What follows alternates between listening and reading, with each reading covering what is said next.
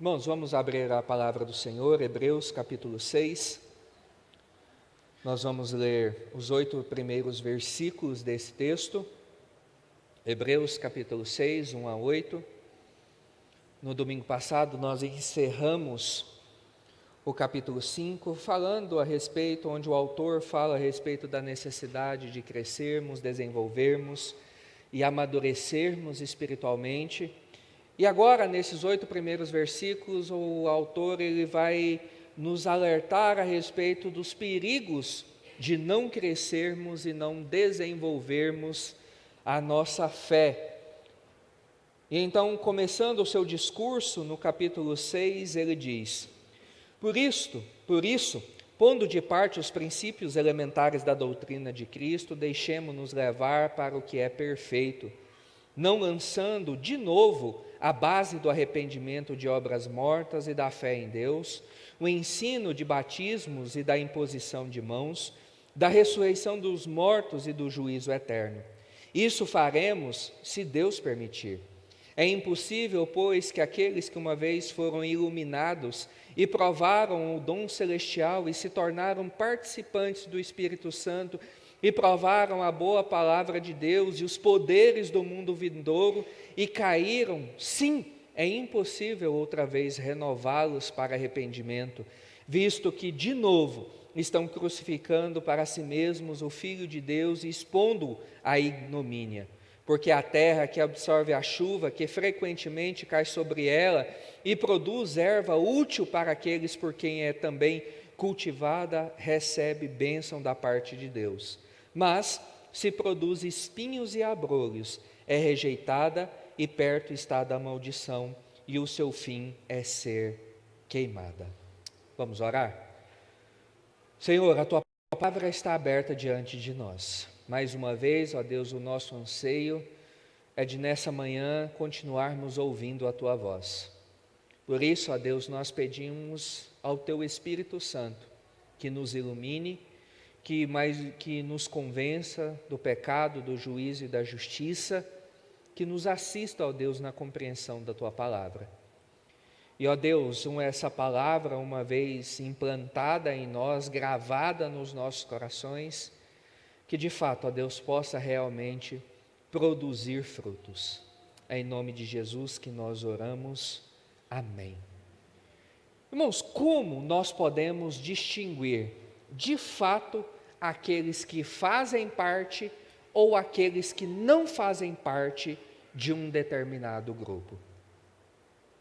Quais são as questões que nós podemos observar que, uma vez presentes ou não, nos leva à conclusão que aquele indivíduo ou aquela pessoa faz ou não parte de um determinado ajuntamento, de um determinado grupo? Ou outra pergunta: o que te faz desejar ser parte de um determinado grupo? O que te faz se associar a determinado clube? O que te faz estar aqui? Ou, enfim, o que te faz ser parte? Ou o que nos faz ser parte de um grupo? E a razão pela qual eu introduzo essa mensagem com essas perguntas é porque, em meio a esses ajuntamentos, a esses grupos, a essas associações, a esses eventos, estarão aqueles que não deveriam estar ali, mas que por uma ou outra razão querem se identificar como membros e parte daquele ajuntamento. São os vulgos penetras, ou seja, são pessoas que, sabendo de um acontecimento, de um evento, de um ajuntamento, mesmo não tendo sido convidados, mesmo não tendo sido chamados para se associar de uma forma ou de outra, querem ali estar. Isso às vezes é muito comum em festas de casamento. Um pastor conta que certa vez, no seu próprio casamento, ele, revendo a filmagem, diz que uma pessoa lá que não foi convidada, inclusive disse: oi fulano, oi fulana, vocês não me conhecem, mas eu estou aqui para parabenizá-los pela união. Inclusive,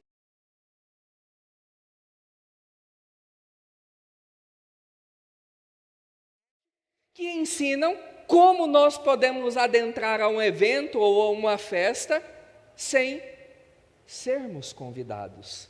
E então eles vão ensinar que para estar em determinado lugar nós precisamos usar as roupas certas, nós precisamos demonstrar um certo grau de confiança, um certo ar de que pertence àquele lugar, porque então ele vai conseguir convencer as pessoas que ali estão. Eu, quando sou convidado para a festa de casamento, com 2 semanas antes eu já coloco aqueles convites individuais na minha carteira, porque eu morro de medo de chegar no evento e ser barrado, as pessoas pensarem que eu sou um penetra naquele evento.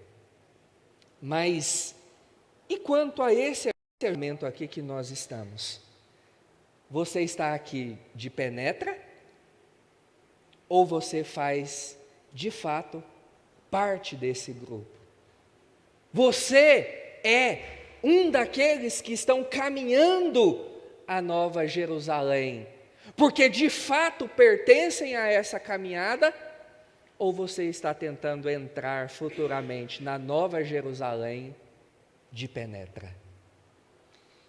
Porque todos os eleitos de Deus sobre a face da terra, eles estão, irmãos, peregrinando em direção a uma festa de casamento, às bodas do Cordeiro, onde Cristo vai se encontrar com a sua noiva, que é a igreja. Mas ao mesmo tempo as Escrituras nos mostram em diversos lugares que, em meio a esse povo que está caminhando por direito, que receberam o convite para participar dessa festa, vão ter aqueles penetras, que vão tentar entrar nessa festa sem terem direito. Mas a pergunta é, até onde eles vão conseguir chegar?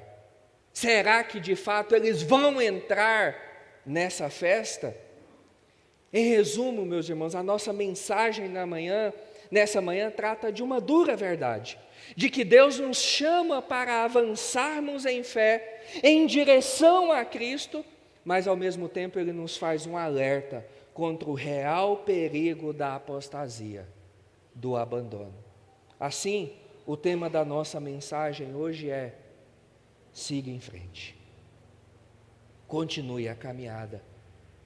E aí, uma primeira lição que aprendemos desse texto é que nós avançamos ou devemos avançar além dos rudimentos para que fiquemos mais fortes.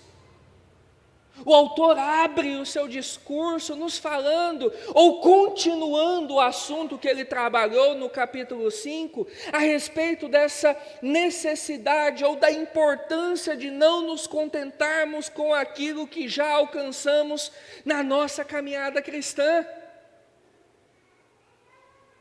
A insatisfação é sim um pecado, é não reconhecermos a bênção do Senhor sobre a nossa vida. Mas no que diz respeito ao nosso crescimento na fé, ao nosso amadurecimento, ao crescimento na graça e no conhecimento de Deus, nós devemos sim ser insatisfeitos, para que então recebamos esse incentivo para continuar, para buscar mais, para ir além daquilo que nós já alcançamos.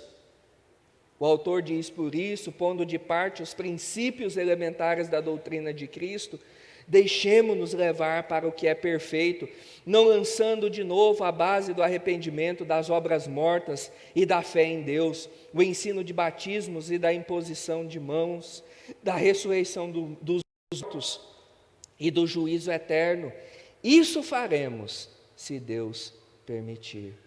Aqui, irmãos, o autor está desenvolvendo esse tema, falando a respeito desses rudimentos, ou seja, de coisas que são elementares à fé, à medida que ele aponta a respeito do perigo de nós ficarmos estagnados.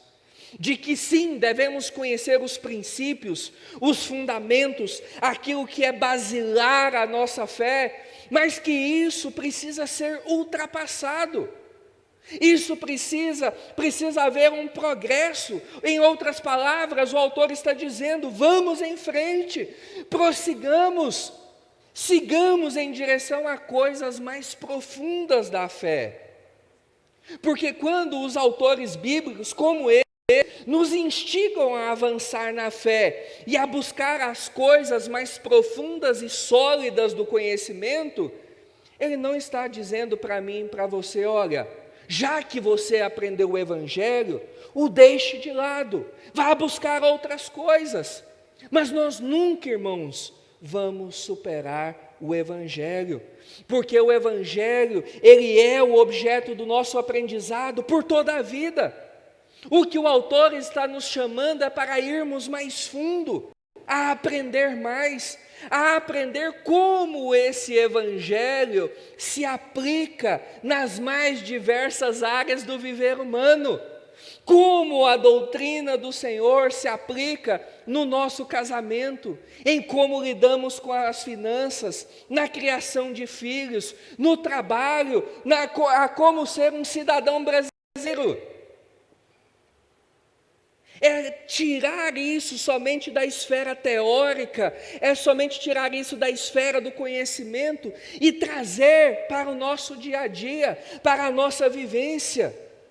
E o autor, então, ele nos faz esse convite, porque tudo está à nossa disposição. Está à disposição de todos, porque nós não somos como os gnósticos que acreditam que determinada parte do conhecimento, aquilo que é mais profundo no que diz respeito ao conhecimento, é reservado somente para uma classe, para os iluminados. Não, nós cremos que o conhecimento do Senhor está à disposição para todos. Mas é claro que quando olhamos para uma comunidade, para esse mix de pessoas que estão em um mesmo ajuntamento, nós vamos sim ter diversos graus de maturidade. É por isso que, de forma sábia, a igreja precisa fornecer conhecimento para os mais variados níveis, ou para as mais variadas faixas etárias.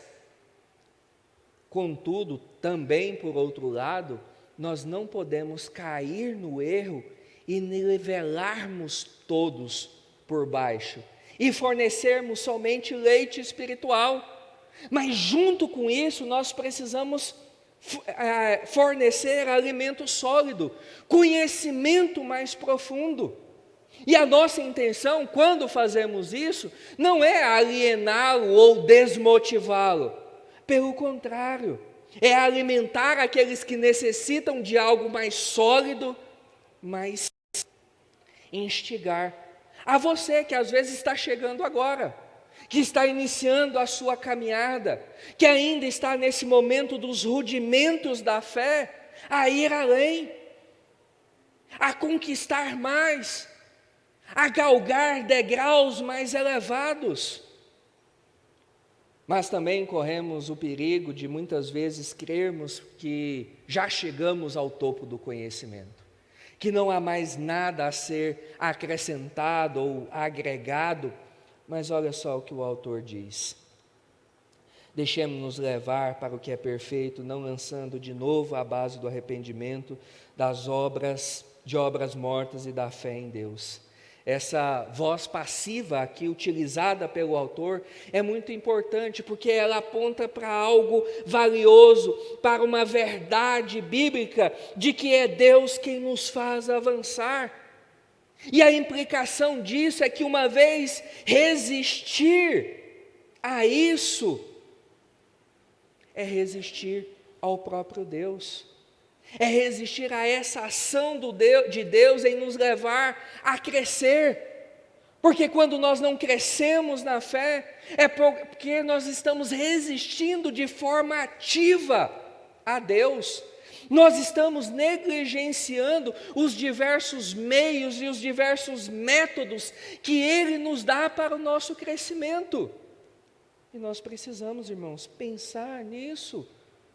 O quanto, às vezes, as implicações das nossas atitudes são muito mais profundas do que nós pensamos.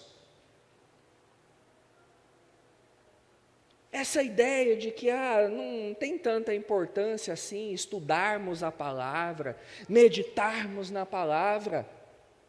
Sim, primeiro porque você vai estagnar, você vai parar de crescer, você, como lemos anteriormente, poderá ser levado por qualquer vento de doutrina. E a implicação mais grave dessa atitude, dessa rebeldia e dessa resistência, é que você está resistindo ao próprio Deus.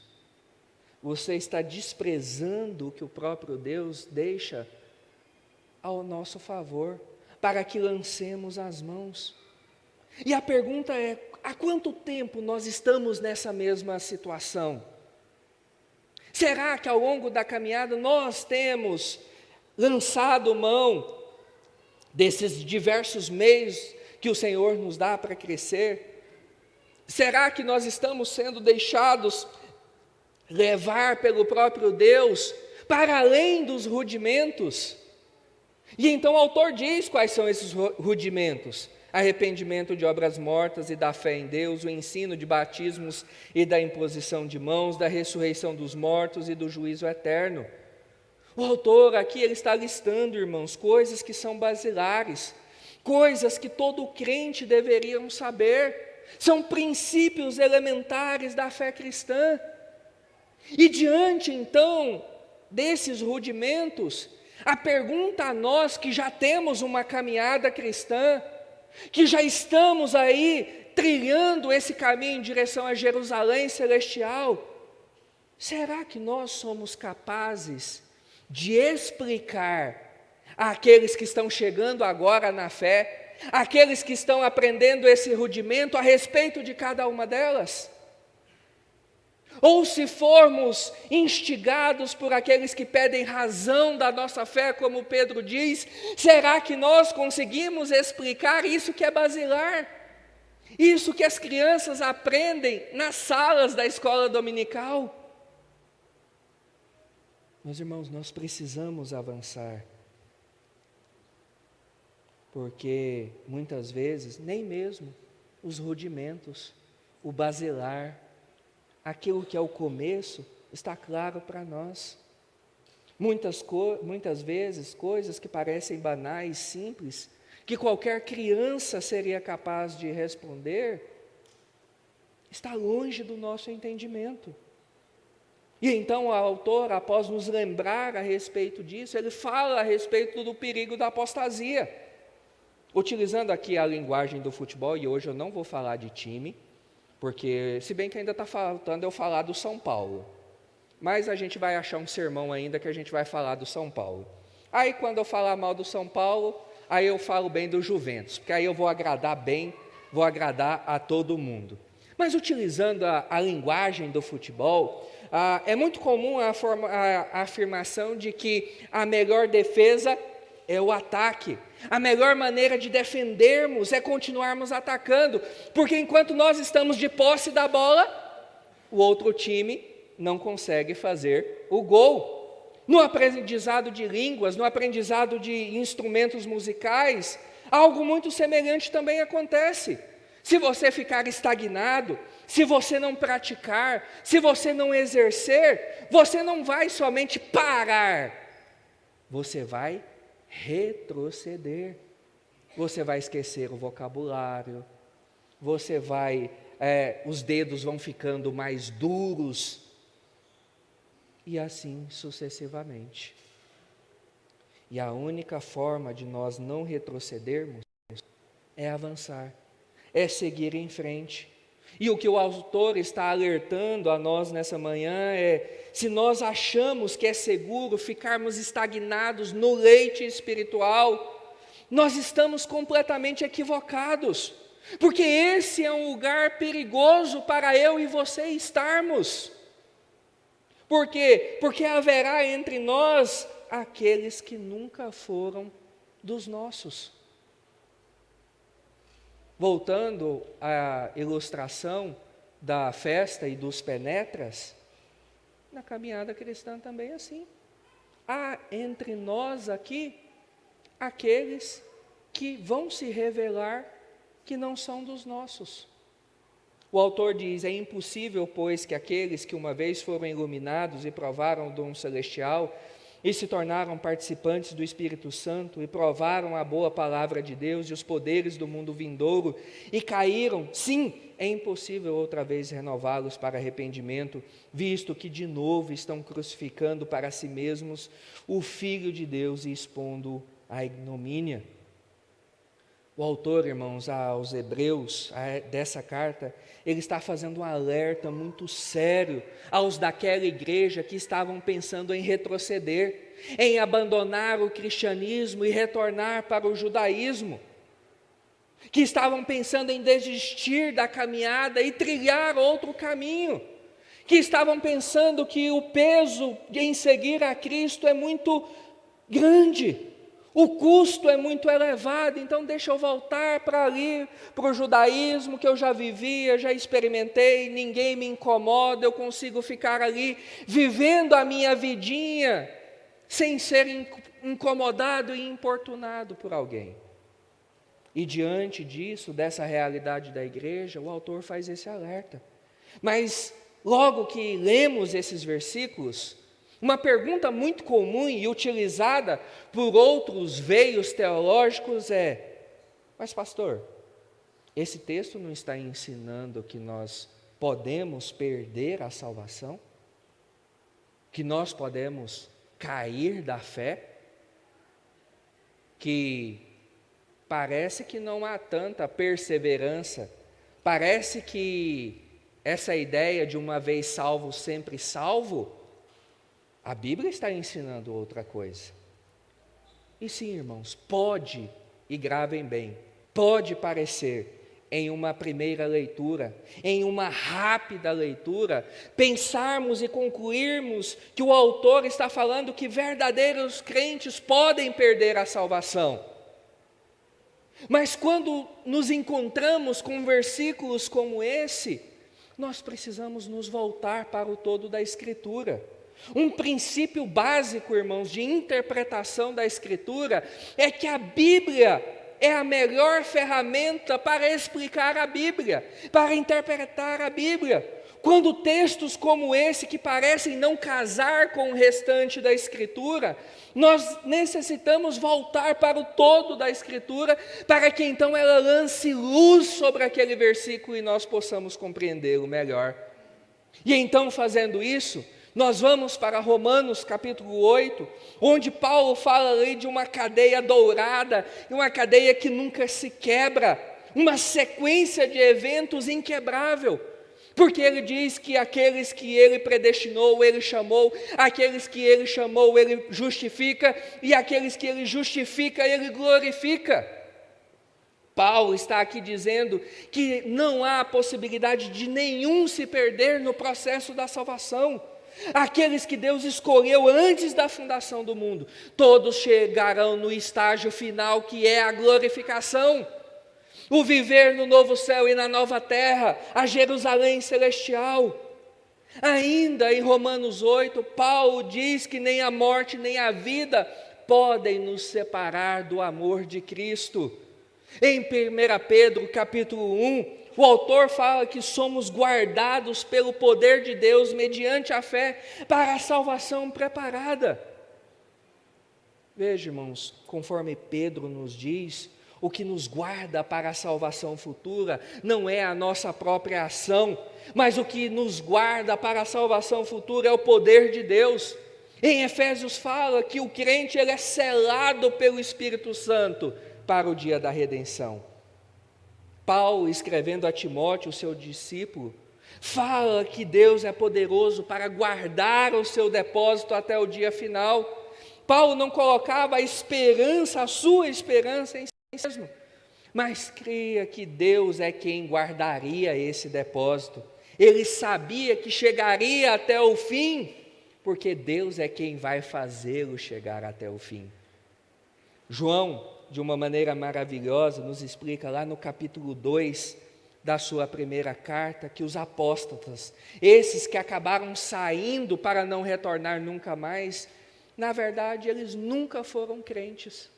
E então assim a gente começa a entender aquilo que o autor aos Hebreus está dizendo aqui, porque ele fala: eles saíram do nosso meio, entretanto, não eram dos nossos, porque se tivessem sido dos nossos, teriam permanecido conosco. Todavia, eles se foram para que ficasse manifesto que nenhum deles é dos nossos.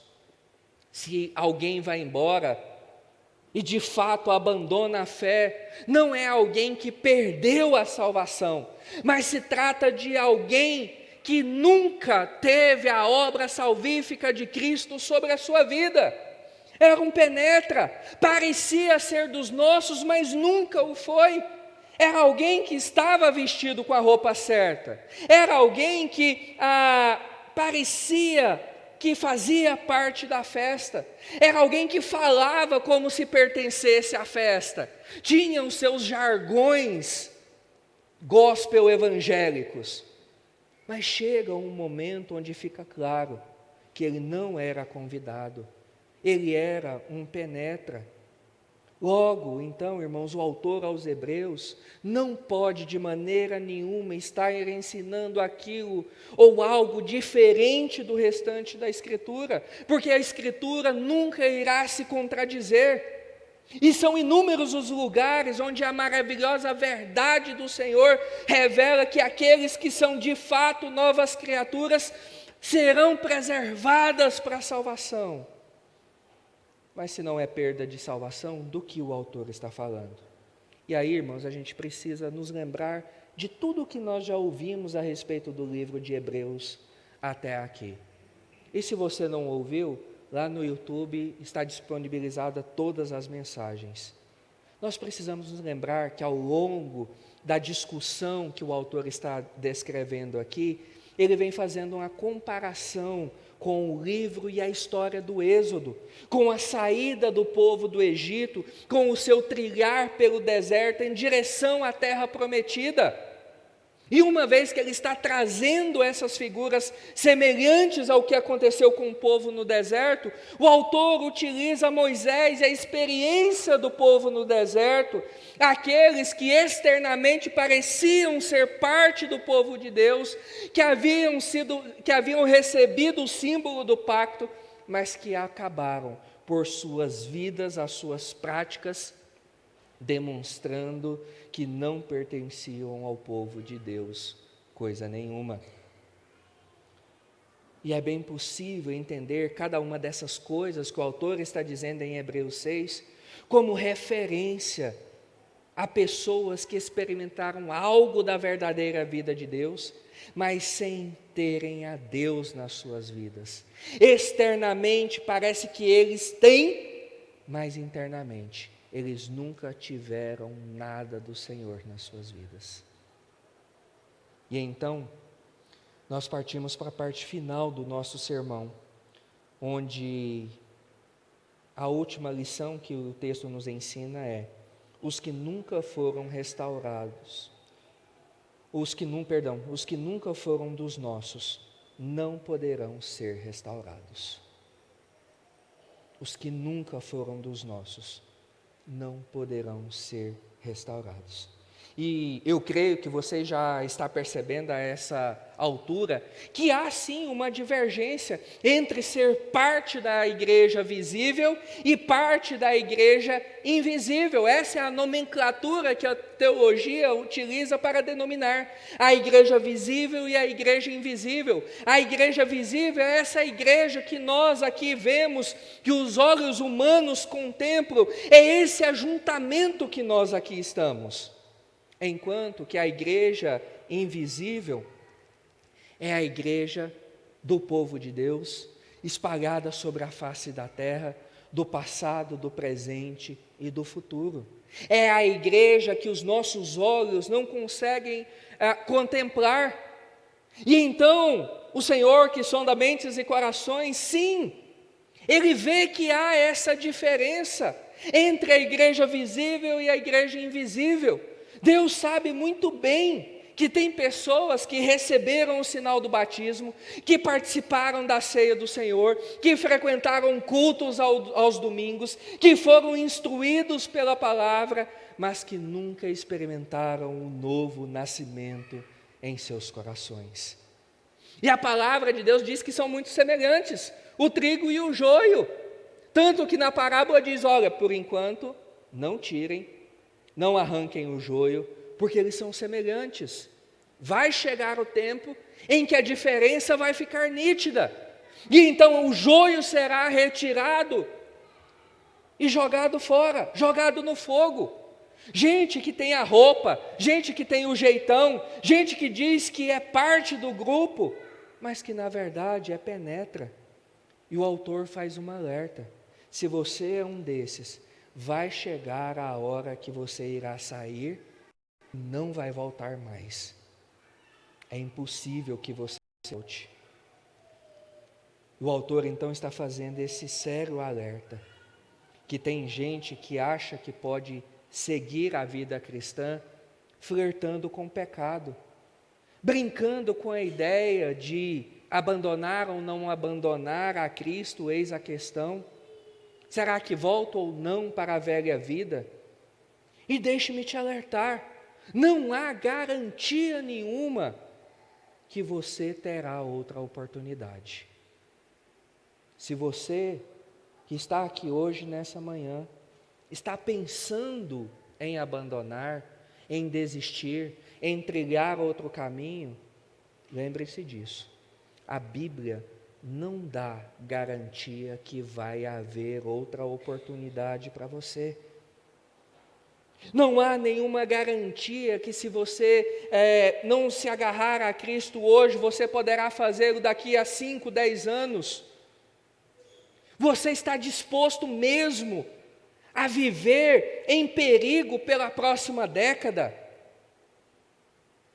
Obstinadamente não levar a vida cristã a sério nessa próxima década, dizer, pastor, eu sou jovem demais, eu preciso conquistar a minha estabilidade financeira, eu preciso alcançar a carreira que eu tanto sonhei, aí depois eu penso nesse negócio de fortalecer a minha fé, crescer no conhecimento do Senhor. A pergunta então é, será que estamos falando de você aqui hoje nessa manhã? A semelhança da parábola do semeador, será que você é alguém que deixou de crescer?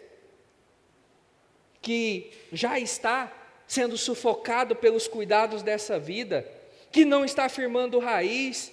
Que está demonstrando com a sua vida e o seu pensamento que você está muito longe daqui? Quando os espinhos aparecem, será que você vai conseguir resistir? Reflita, faça esse autoexame, pense a respeito de si mesmo. Mas uma outra questão que surge nesse texto é, como eu devo lidar com aqueles que se afastaram da igreja?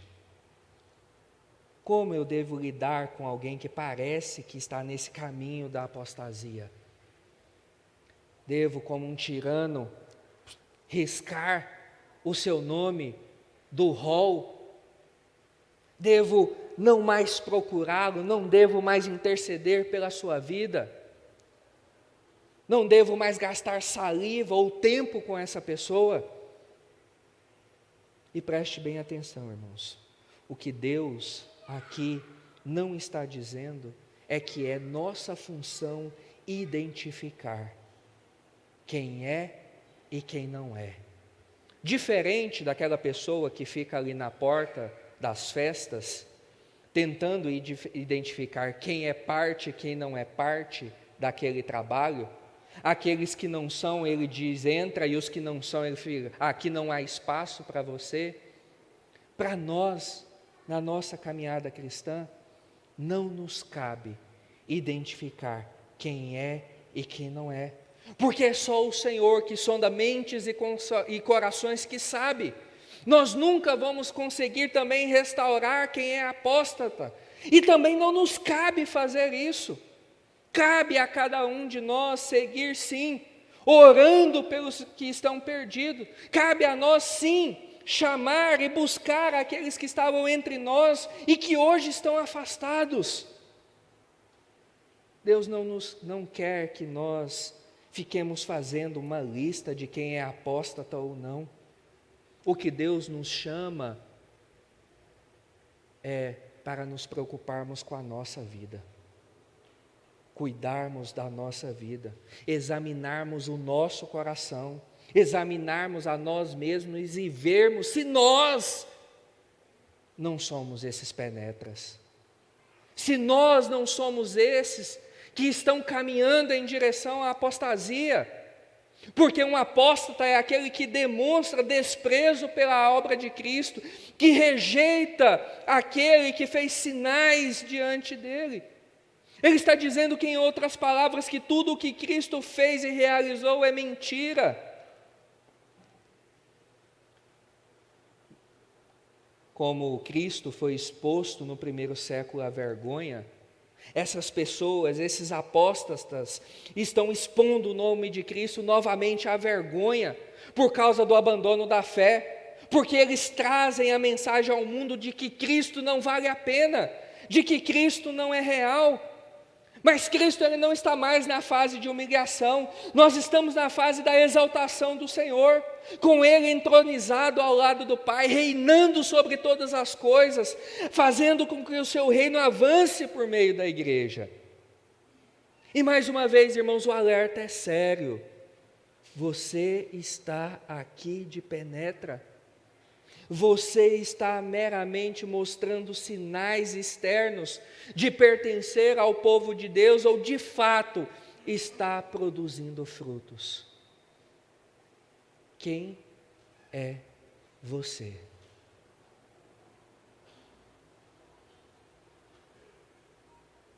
Irmãos, tem um casamento esperando o povo de Deus. Uma festa em que esse povo finalmente vai se livrar desse tempo de morte, desse tempo de pecado que vivemos. O povo de Deus está em direção, é a caminho dessa grande festa. E uma vez por semana nós paramos para ensaiar. Esse ajuntamento aqui é esse ensaio daquilo, irmãos, que nós vamos experimentar para todo sempre. Quando pregamos aqui em Eclesiastes, falamos isso, que essa oportunidade, irmãos, que Deus nos dá de aqui estarmos, é um adiantamento, é um vislumbre, é luz daquilo que eu e você vamos viver por toda a eternidade.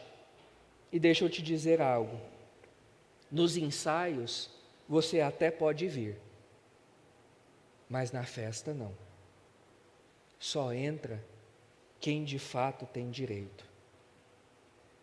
E tenha certeza, não tem de maneira alguma como disfarçar, não tem como entrar com os demais, e a razão é porque você precisa de um convite